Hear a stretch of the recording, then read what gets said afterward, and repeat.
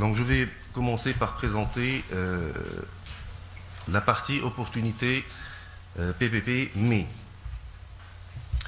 Alors pourquoi on peut voir dans les PPP une opportunité de relance de l'investissement? Tout d'abord, on considère que d'une manière générale, la commande publique constitue en elle-même un potentiel de marché pour le secteur privé, que les PPP peuvent contribuer à stimuler l'offre de services publics, étant donné que, à travers cette forme de partenariat, il y a une réduction du poids des contraintes budgétaires de l'État.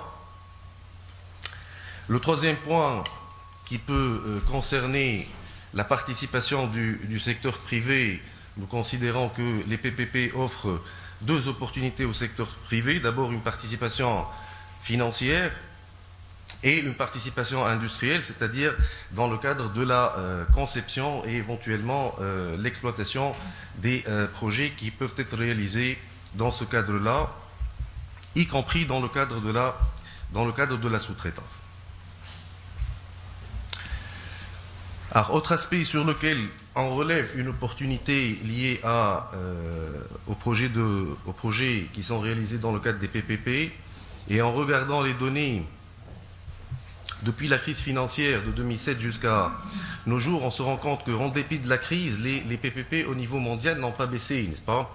Et donc, les chiffres dont nous disposons à partir de la banque de données de la Banque mondiale prouvent que, en définitive, il y a une augmentation à la fois observable, à la fois au niveau du nombre de projets, mais aussi au niveau des investissements qui sont réalisés.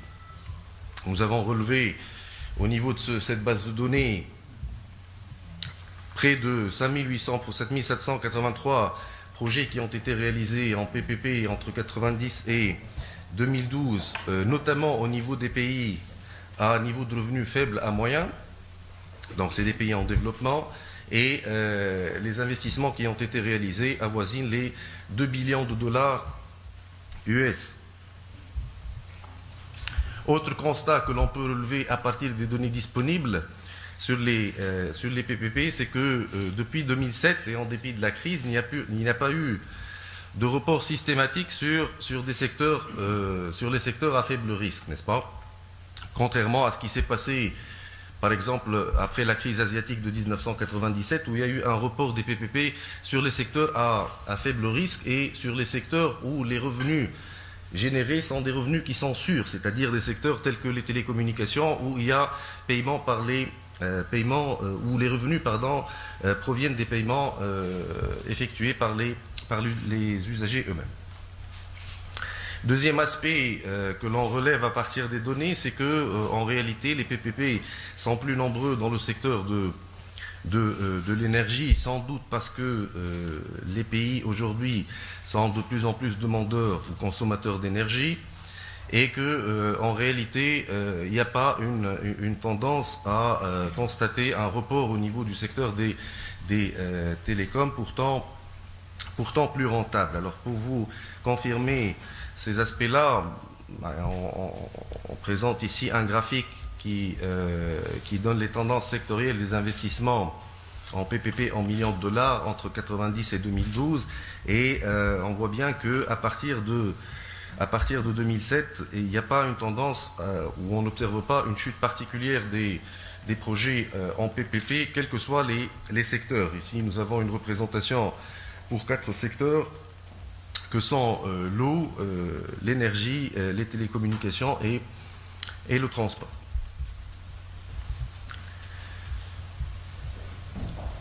Alors, du point de vue des chiffres dont on dispose sur l'impact des PPP, même si nous avons ici un impact en bout de chaîne, c'est-à-dire que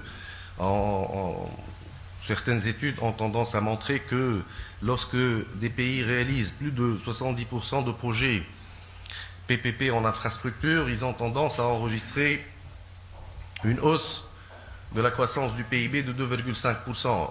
Bien sûr, ici, nous retrouvons une problématique connue qui est la contribution de l'infrastructure à la croissance économique, mais ces chiffres-là ne donnent pas en quelque sorte ou ne démontre pas la complémentarité qui peut exister entre l'investissement en infrastructure qui est réalisé par l'État et l'impact qu'il peut avoir sur l'investissement privé. Donc nous avons simplement un effet direct de la réalisation des projets en PPP sur la croissance économique.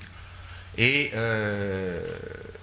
la même étude tend à montrer également qu'un accroissement de 1% des investissements en PPP peuvent contribuer à l'accroissement du PIB par tête un accroissement de l'ordre de 0,3%. Alors je ne vais pas trop m'attarder sur les données en ce qui concerne la France, le fait de se référer à la France ici n'est pas par hasard puisque le projet de loi lui-même dans son exposé de motifs fait référence à l'expérience française, mais nous allons simplement dire que, et je constate également qu'il va y avoir une présentation pour le cas de la France. Mais en tous les cas, ce qu'on peut dire, c'est que les contrats PPP au niveau de la France couvrent plusieurs secteurs, que les revenus qui sont générés par les divers contrats PPP en Tunisie représentent 5% du PIB, ce qui n'est pas négligeable, et on sait d'une manière générale que les pays qui ont suivi le choix de développer des projets dans le cadre de partenariats public-privé, s'inscrivaient dans une stratégie industrielle qui consistait à développer des champions nationaux, ce qui leur conférait un avantage comparatif, y compris dans l'exportation des services liés à la réalisation de ces projets-là. Et nous citons en particulier la France, de nouveau, ici, parce que nous savons qu'en France, il y a 3 majors en matière de BTP, que sont Eiffage, Vinci et Bouygues. Et ces 3 grandes entreprises représentent ou comptent parmi les 12 plus grandes majors de BTP dans le monde. Alors maintenant, nous allons passer à la partie, ce n'est plus du oui, maintenant c'est du mais. Hein. Il y a une erreur qui s'est glissée dans le transport. Il n'y a plus le oui au niveau de la présentation, mais nous allons discuter un peu du mais ici. Hein. C'est-à-dire, il y a des opportunités. Tout ce que je viens de dire, tout ce qui a précédé constitue l'aspect oui au niveau des opportunités offertes par les PPP. Maintenant, on va dire oui, mais c'est la deuxième partie. Alors pourquoi il y a un mais? Tout simplement parce que la région MENA s'avère être une région peu dynamique en matière de réalisation de PPP. Le constat, on le fait toujours à partir des données de la Banque mondiale. Nous avons une région qui réalise uniquement 2,6% des projets PPP à l'échelle mondiale et en termes d'investissement, les investissements PPP réalisés dans la région représentent 4,6% du total des investissements en PPP dans le monde. Autre point qui peut justifier ce mais, c'est le taux d'échec, n'est-ce pas? Même si le taux d'échec ici s'élève à 6%, ce n'est pas un taux d'échec énorme, mais l'échec existe et il y a pas mal de projets dans les pays en développement qui ont été soit annulés ou qui sont en souffrance, n'est-ce pas? C'est-à-dire qui sont soumis actuellement à un arbitrage international. En termes de nombre de projets, nous avons relevé 329 projets. Alors, quand on regarde les différentes formes de PPP, nous avons des PPP qui se font dans le cadre de privatisation partielle, qui se font dans le cadre d'investissements étrangers, ce qu'on appelle les Greenfield Investments.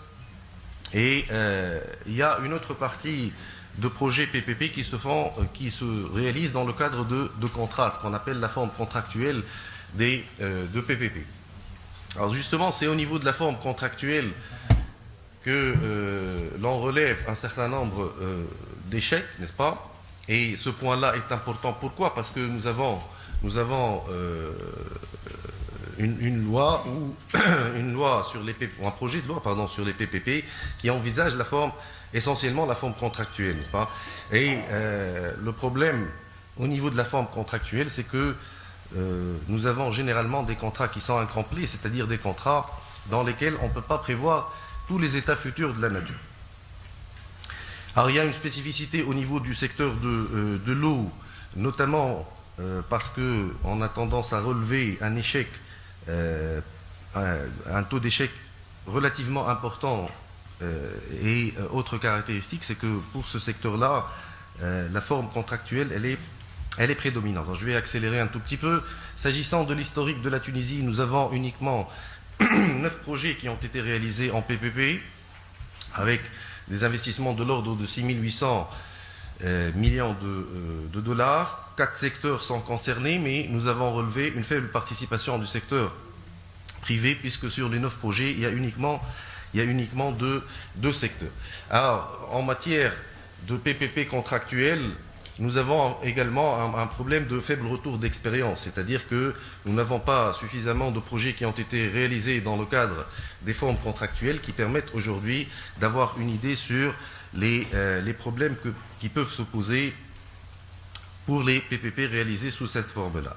Et donc tout cela nous amène sur le projet de loi que nous allons débattre aujourd'hui. Alors, ce que propose le projet de loi, ou la nouveauté majeure, c'est des paiements publics qui sont étalés dans le temps et qui rémunèrent des prestations groupées. Alors, les questions que l'on se pose, c'est, en fin de compte, est-ce que le groupage des prestations, il est toujours optimal, n'est-ce pas? Alors, il ne peut être optimal qu'à partir du moment où on prouve qu'il y a une internalisation d'externalités dès lors qu'un seul prestataire réalise l'ensemble des prestations, n'est-ce pas? Et que si l'internalisation de l'externalité elle est prouvée, cela va conduire nécessairement à ce qu'il y ait peu de prestataires qui puissent assumer l'ensemble des prestations qui sont prévues, à savoir la construction, l'exploitation et la maintenance, auquel s'ajoute bien sûr la partie financement. Et donc le travers de tout cela, c'est qu'on risque de se retrouver avec un faible nombre de postulants pour la réalisation de ces PPP, et donc on aura probablement un problème de faible concurrence pour le marché. Il y a également un problème de capture qui peut se poser. Malheureusement, je n'ai pas beaucoup de temps pour l'expliquer, mais on peut en débattre tout à l'heure. Et enfin, et ce qu'il faut retenir également, c'est que on a tendance à considérer que le recours au PPP va diminuer les contraintes budgétaires de l'État, ce qui va l'amener à opter pour cette forme-là pour réaliser les investissements publics. Mais le problème, c'est que l'arbitrage risque de ne pas se faire de manière systématique. Pour une raison essentielle ici, c'est qu'il y a des normes de comptabilisation des dépenses qui sont liées à ce type de contrat et qui vont faire en sorte que tout cela va réduire la marge de manœuvre de l'État en matière d'arbitrage en faveur de la forme de PPP qui est envisagée particulièrement dans le projet de loi.